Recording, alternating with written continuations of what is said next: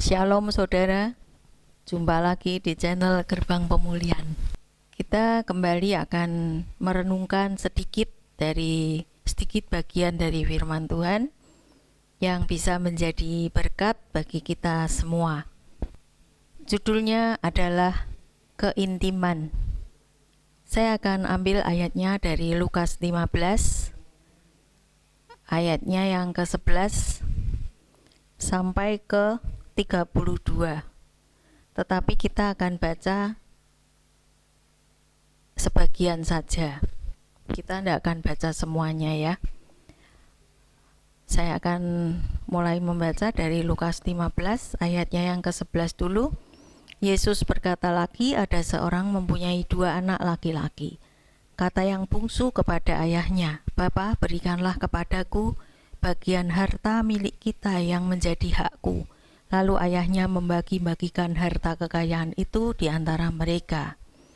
Beberapa hari kemudian anak bungsu itu menjual seluruh bagiannya itu, lalu pergi ke negeri yang jauh. Di sana ia memboroskan harta miliknya itu dengan hidup berfoya-foya. Kita belajar dari 3 ayat ini dulu. Diceritakan di sini perumpamaan yang Yesus ceritakan itu ada seorang punyai 2 anak laki-laki. Dan di sini yang berbicara kepada ayahnya adalah yang bungsu. Kalau kita simak di ayat 12, kata yang bungsu kepada ayahnya, "Bapa, berikanlah kepadaku bagian harta milik kita yang menjadi hakku." Nah, sampai di sini. Kita berpikir ya saudara, kalau ada seorang anak yang hubungannya dengan ayahnya itu tidak terlalu dekat, tidak bergaul karib dengan ayahnya, ada hubungan intim, komunikasi yang bagus, seorang anak tidak akan berani untuk minta harta kepada ayahnya. Sementara ayahnya masih hidup, dia sudah minta bagian. Ya. Nah, berarti kita menangkap di sini ada satu keintiman antara ayah ini dengan anaknya. Nah, lalu kita lihat. Tadi kita baca bahwa si bungsu ini memboroskan harta dengan hidup berfoya-foya. Singkat cerita, ketika dia sudah menderita, dia ingat bahwa di rumah bapaknya tuh malah lebih enak daripada hidup merantau seperti itu ya. Nah, di ayat 17 dikatakan, lalu ia menyadari keadaannya. Katanya, "Betapa banyaknya orang upahan bapakku yang berlimpah-limpah makanannya, tetapi aku di sini mati kelaparan. Aku akan bangkit dan pergi kepada bapakku dan berkata kepadanya, Bapa, aku telah berdosa terhadap surga dan terhadap Bapa." Nah, sampai di sini saudara. Hubungan keintiman antara seorang ayah dengan anak itu tidak bisa hilang, saudara. Ketika anak pergi jauh dan menderita, dia akan ingat kepada ayahnya. Karena apa? Karena ada hubungan yang intim, mereka tuh dekat sekali. Sehingga dia ingat, aku akan pulang. Dan anak ini ngerti, dia mengerti, aku telah berdosa terhadap surga dan terhadap Bapa. Satu hubungan itu bisa membuahkan hasil yang luar biasa.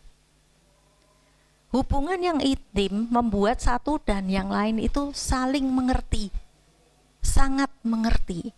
Dan si anak ini sangat mengerti bapaknya. Dia tidak mungkin pulang tanpa pertobatan. Dia sangat mengenal bapaknya. Makanya dia berbicara, aku akan bangkit dan pergi kepada Bapa dan berkata kepadanya, Bapa, aku telah berdosa terhadap surga dan terhadap Bapa. Pertama kali yang akan dilakukan adalah dia mengakui bahwa aku ini salah. Nah, kemudian dilanjutkan lagi ayat 19, aku tidak layak lagi disebutkan anak Bapa. Jadikanlah aku sebagai salah seorang upahan Bapa. Jadi hubungan yang intim membuat orang itu saling mengenal dengan dalam. Dan si anak bungsu ini sangat mengenal bapaknya. Kalau aku balik, aku akan minta ampun. Aku akan mengaku bahwa aku ini berdosa. Dan aku tahu aku tidak layak disebutkan anak Bapak. Biar aku jadi upahan Bapak saja. Anak bungsu ini sangat mengerti dan dia yakin nanti bagaimana tindakan bapaknya, dia pasrah. Kenapa? Dia mengenal bapaknya. Nah, itu satu poin yang positif dari si anak bungsu. Sekalipun dia ada tindakan yang salah, tetapi satu poin yang penting di dalam si bungsu ini adalah keintiman dengan bapaknya, yang membuat dia bisa berdosa, dia bisa bersalah, tetapi dia bisa memperoleh pengampunan karena ada satu hubungan intim, satu keintiman. Nah, kita lihat bagaimana dengan anak sulung. Nah, sikap anak sulung ada di Lukas 15 ayat 28. Ketika anak sulung itu pulang dari bekerja di ladang, dia mendengar ada seruling, ada nyanyian, tari-tarian, lalu dia bertanya kepada salah seorang hamba, ada apa itu di rumah? Nah, sikap si anak sulung adalah ayat 28, maka marahlah anak sulung itu dan ia tidak mau masuk. Lalu ayahnya keluar dan berbicara dengan dia. Nah, anak sulung, saya merasa di sini anak sulung ini tidak mempunyai hubungan yang intim dengan ayahnya. Dan ketika ia marah, dia tidak langsung, kalau orang yang berhubungan intim, dia marah pasti langsung cari ayahnya. Dia pasti ngomong sama ayahnya, tetapi ini tidak. Dia tidak mau masuk. Lalu ayahnya keluar dan berbicara dengan dia. Nah, kemudian dia menjawab, tetapi ia menjawab ayahnya, telah bertahun-tahun aku melayani Bapak dan belum pernah aku melanggar perintah Bapak. Tetapi kepadaku belum pernah Bapak memberikan seekor anak kambing untuk bersukacita dengan sahabat-sahabatku. Tetapi baru saja datang anak Bapak yang telah memboroskan harta kekayaan Bapak bersama dengan pelacur-pelacur, maka Bapak menyembelih anak lembu tambun itu untuk dia. Kata ayahnya kepadanya, anakku, engkau selalu bersama-sama dengan aku, dan segala kepunyaanku adalah kepunyaanmu. Kita patut bersukacita dan bergembira karena adikmu telah mati dan menjadi hidup kembali. Ia telah hilang dan didapat kembali. Nah, saudara, kalau kita lihat, si anak bungsu ini tidak terlalu mengenal. Dia tidak mengenal pribadi ayahnya. Kenapa? Dia memposisikan diri sebagai hamba, pelayan. Dia tidak memposisikan dirinya sebagai anak. Coba kita lihat di ayat 29. Ia menjawab ayahnya, katanya, telah bertahun-tahun aku melayani Bapa.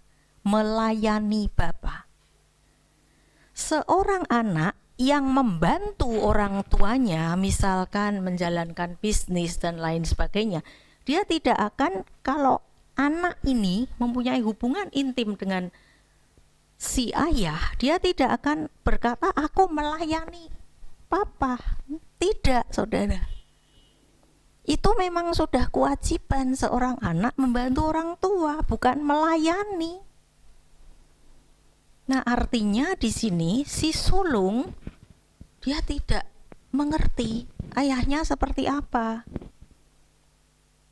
Dia tidak memposisikan diri sebagai anak, sebagai pelayan, sehingga dia tidak berani untuk mendekat, bahkan minta pesta saja tidak berani.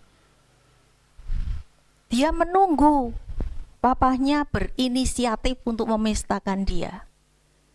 Kalau kita lihat di perikop bacaan ini, si ayah tidak pernah punya inisiatif loh saudara.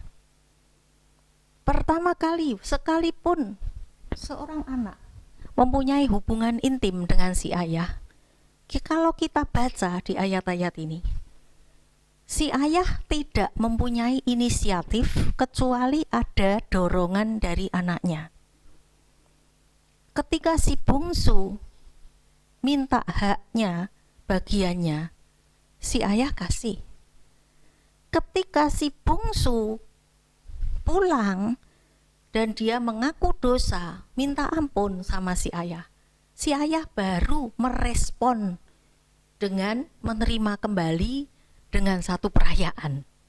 Bukan murni inisiatif si ayah, tetapi si ayah merespon inisiatif dari si anak. Si sulung tidak pernah mempunyai inisiatif. Dia ingin berpesta, bersukacita dengan sahabat-sahabatnya. Karena terlontar perkataan, kepadaku belum pernah Bapa memberikan seekor anak kambing untuk bersukacita dengan sahabat-sahabatku. Dia ingin ayahnya berinisiatif. Tapi seharusnya ayahnya itu hanya menuruti saja. Kalau kamu minta ya saya kasih, kamu nggak minta ya saya nggak kasih. Itu adalah sikap ayah di dalam bacaan kita. Nah, lalu ayahnya menjawab apa? Anakku, engkau selalu bersama-sama dengan aku, dan segala kepunyaanku adalah kepunyaanmu. Artinya apa? Si ayah tidak pernah membatasi anak-anaknya asal dia minta. Nah, ini berbicara tentang hubungan kita dengan Tuhan, saudara.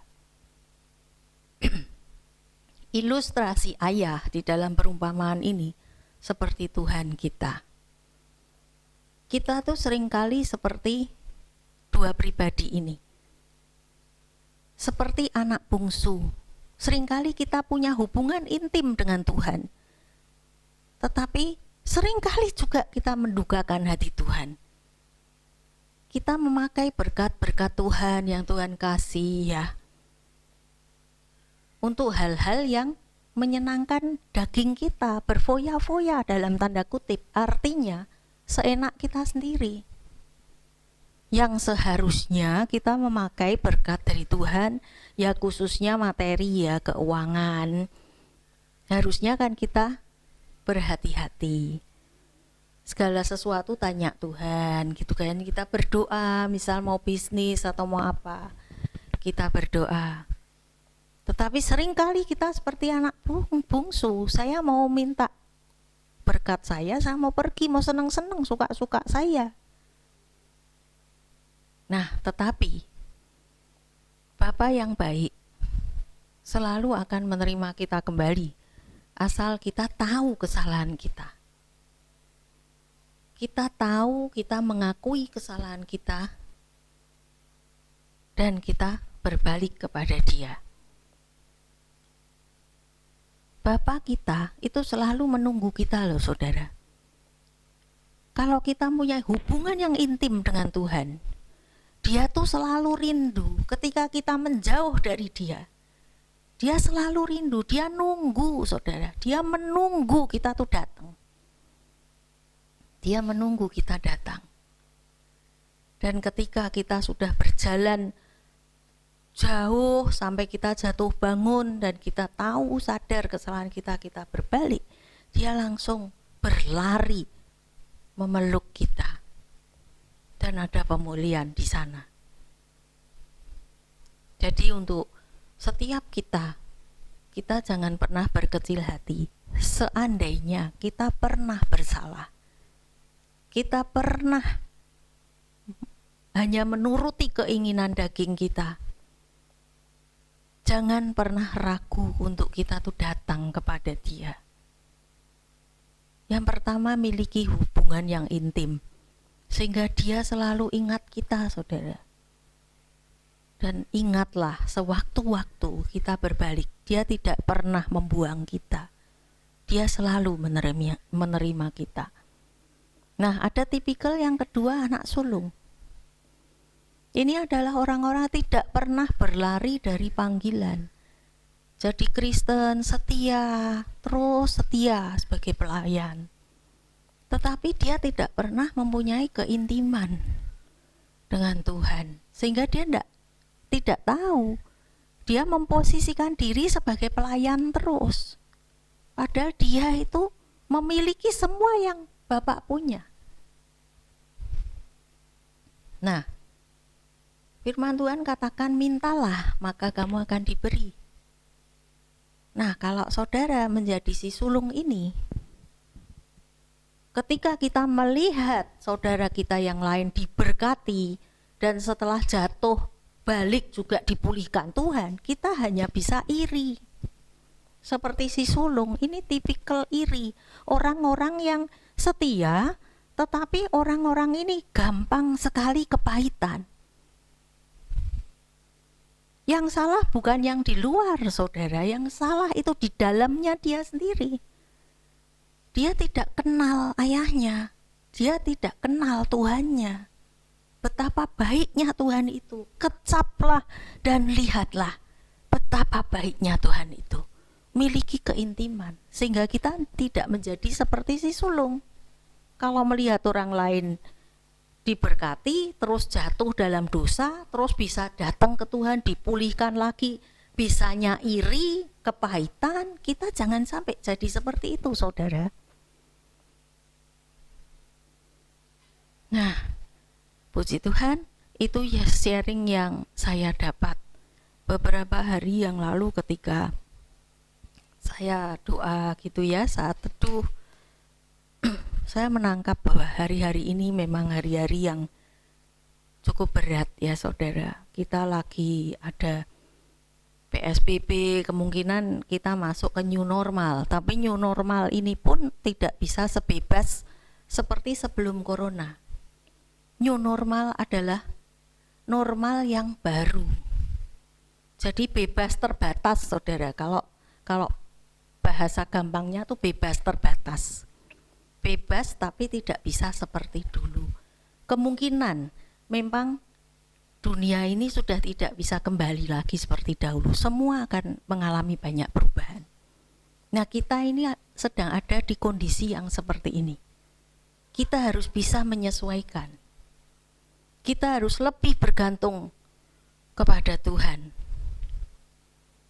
Nah, beberapa hari yang lalu ketika saat teduh, saya sedang berdoa, saya menangkap bahwa seperti yang saya sampaikan tadi, keintiman.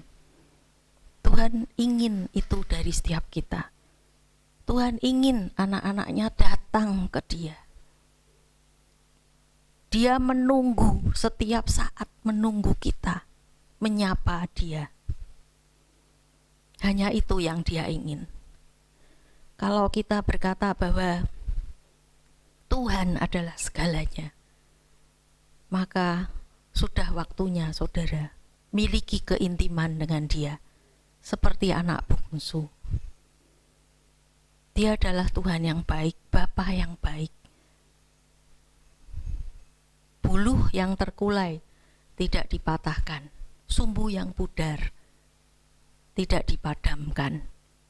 Dia mempunyai 1001 macam cara untuk membuat kita tetap berdiri.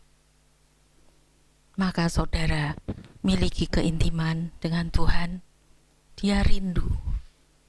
Dia rindu kita datang ke Dia. Jangan minta apa-apa saudara. Datang dulu, dekati Dia dulu. Setelah itu saudara bisa curhat. Tuhan, ini gimana pekerjaan saya? Ini gimana kelanjutan hidup ini nanti? Dia pasti akan menjawab dengan caranya. Dan yang lebih penting, di dalam keintiman dengan Tuhan, kita akan selalu mendapat kekuatan baru, hikmat yang baru,